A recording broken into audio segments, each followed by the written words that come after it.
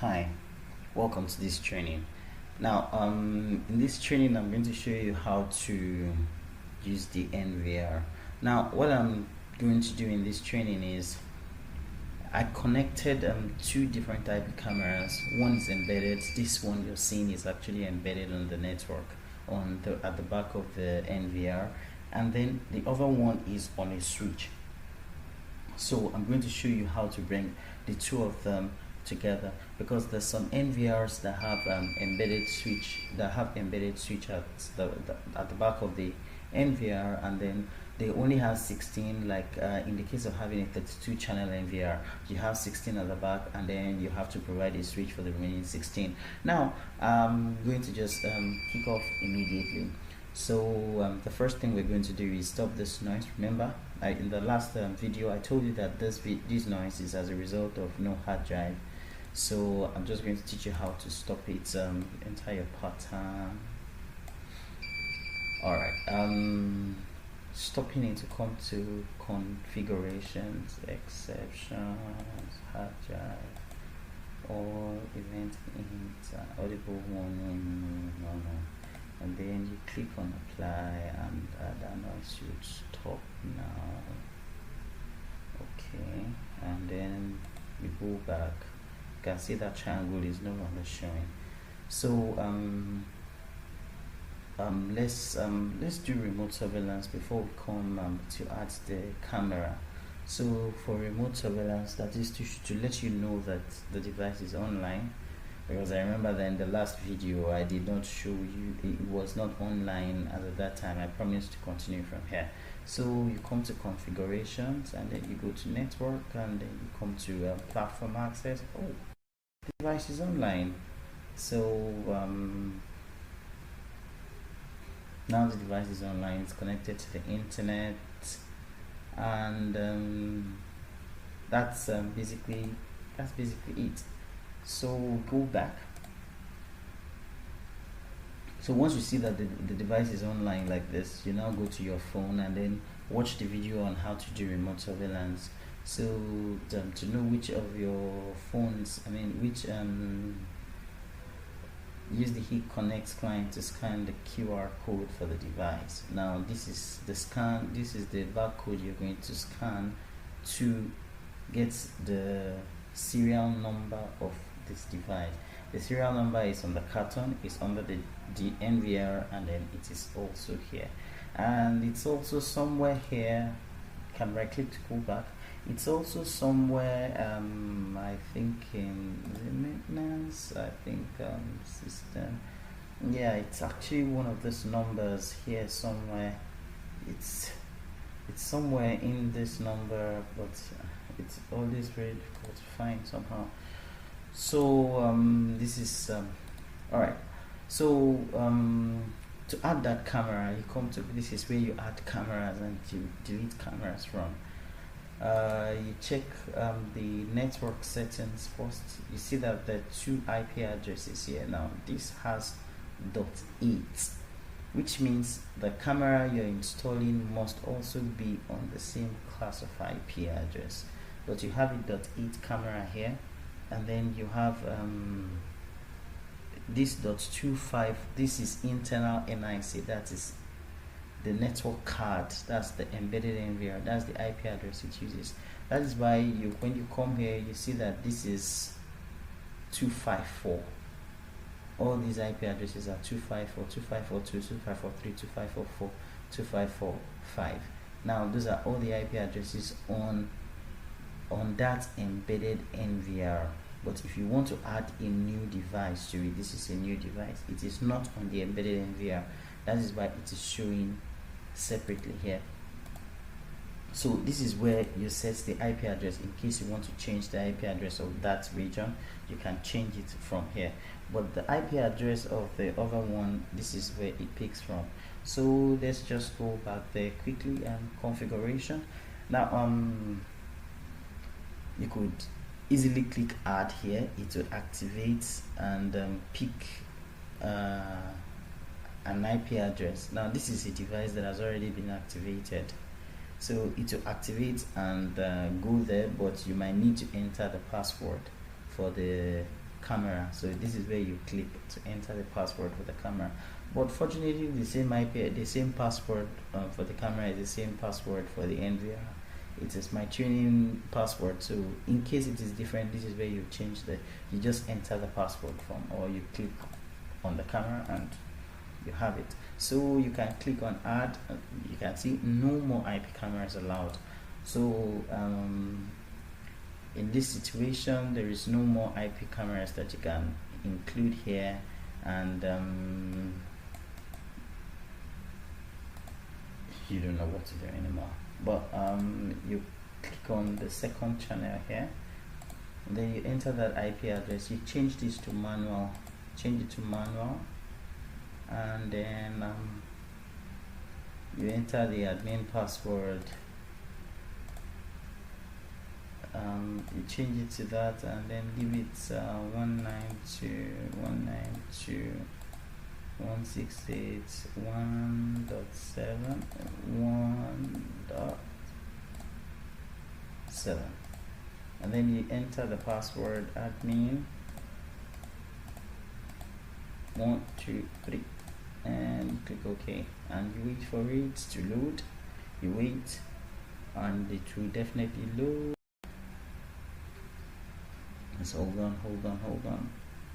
All right, now you can see it has gone in there, and then it's showing strong password.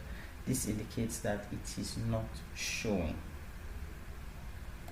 So it is not showing. You come back, enter the password properly, 1 2 3, and wait for it, and let's see. It's supposed to show a yellow, a blue circle and a triangle play. Oh, it's not showing. That's because the IP address is not the same IP address as you have on the device. So you have to find a way to change the IP address. Now this is where the training for how to use it on the internet, use it on your system, is comes in handy. This is where it comes in handy, because you can't actually change it here. It comes in handy. Custom hard add-in, research. Let's see.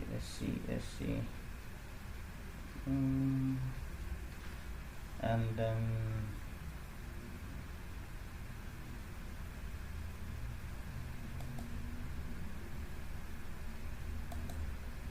that's because, so you have to find a way to change the IP address to 192.168.8, and that's because I'm installing a camera that already has a static IP address. That is the IP address that is not compatible with the system. So I'm just going to take time out, and I will just delete this now, and then change the IP address, delete it, and then I'll change the IP address to 192.168.8.7 or whatever, and then I'll get back to this video. So here now, and the IP address is showing here that 1.7, so I'm just going to change it. I've started changing it already. So you select the camera you want to edit, like this, and then you change it to .8. You can see this is the NVR showing. When you get to the video of how to operate IVMS and SCDP, you understand more of this. But I'm changing this here now. You can see the NVR is showing .8, so I'm changing the camera to .8 as well, so that it can .8.7 is fine, and then I'll enter the password 23 and modify. Alright, the camera is now being modified, so I'll take us back to the NVR to see take us back to the NVR now to change it. Now here we are, and you just have to refresh to find new IP address, to find a new IP address, and refresh that, and hold on. Now you can see that 8.7 right here, so you click here and then you change this to .8.7, then you give it admin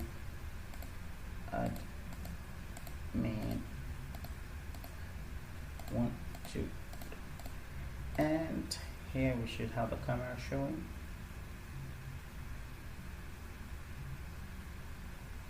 Let's hold on and wait for it, and now you can see the camera is showing. Once you have this blue circle and the yellow triangle for play in it, that's it.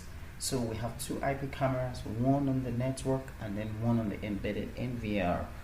So that's how it is done. So you make sure you have your computer handy to change the IP address, and in case you are removing one camera, maybe you're fixing a camera that is not new on an NVR, and you have to configure the IP address and all that. So here is where you change the name on the camera. Maybe you want to change this to outside out. Oh, sorry. You change this to out, and click apply, and you see out right here.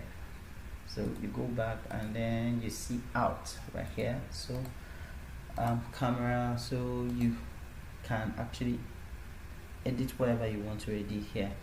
Now there's another very important part of this installation, the resolution. Now the resolution of these cameras are very huge, that they can take a lot of space. You just come to record. From record you come to parameters. Now you see the parameters. Now this is camera 1. Now the resolution is 1920 1080p, and the bit rate is so high. It's going to take all the space on your hard drive before you know it. So you can reduce it to something good enough for you to still be able to have good video. 1024 is still good. So that's for camera 1. You can also change for camera 2 and then change it like that, and then you hit apply, and you go back to your screen and you see it doesn't really look different, but one's sharper than the other one, but you wouldn't notice it if I didn't tell you. It's just to save a lot of space. And there's another thing the Hikvision has made available, that's H.264 plus. Oh, it brings it down and you still have the same clarity. But if I enable this now, it would have to restart the NVR and the camera. It will have to restart the camera, and excuse me, excuse me, and we don't want that. So if you want to shut down, this is where you find shutdown, and I believe that's basically all that you need to understand. Okay, for playback, here is where you come. If there were to be a hard drive inside, you will see red, blue on the ones that I've recorded. It is actually possible for you to record on, have recording by motion detection. So let's set this for motion detection. That's this. Let's set one camera for motion detection. So this camera, that it is only when there is movement it records. So you come to record, and then here this is blue showing continuous, green showing only events, then green, this is lemon or yellow, all right, and then this is green showing motion. Now we want to set all these days, Monday to Sunday, to record on motion. So the first thing you do is edit, then you select Monday, and you click here motion, and you copy and apply to all the days, and then you click OK and apply. And then so if you check, and you see every day is Monday to every day is recording on motion, and then you go back and you see everything. Now if you want to copy for all the cameras as well, instead of having to do the setting once, I just click on copy and then come here, click, and that's okay. All the cameras will have that, and you click apply and you're there. So this is where you overwrite the hard drive. Like if the hard drive gets filled up, it doesn't stop recording, it will just start recording over the old ones and the old ones, the oldest of the oldest of the oldest of the oldest. And that's this is the hard drive region. This is where you check the hard drive. If you insert a hard drive, this is where you see it, and then you initialize to format it and to set stuff. So that's basically all. Thank you for watching this video.